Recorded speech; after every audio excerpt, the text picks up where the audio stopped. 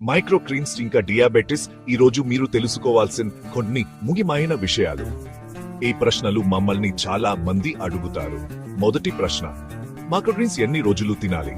జవాబు, blood sugar ను కల్ చేయడానికి రోజుకి 80 గ్రాములు తినండి. రెండో ప్రశ్న, పిల్లలు తినొచ్చా?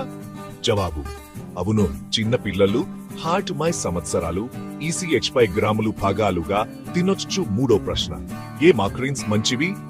మెంతులు బ్లడ్ షుగర్ నియంత్రణకు మంచివి. రాడిచ్ బ్లడ్ షుగర్ నియంత్రణకు మంచివి. సెడ్లవర్ బ్లడ్ షుగర్ నియంత్రణకు మంచివి. నాలుగో ప్రశ్న, వీటిని ఎలా తినాలి?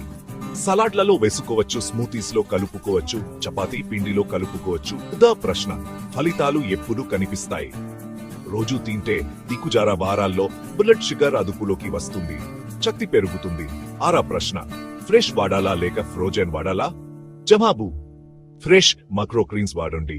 మంచి ఫలితాలకు తీక్సే రోజులలో తినండి.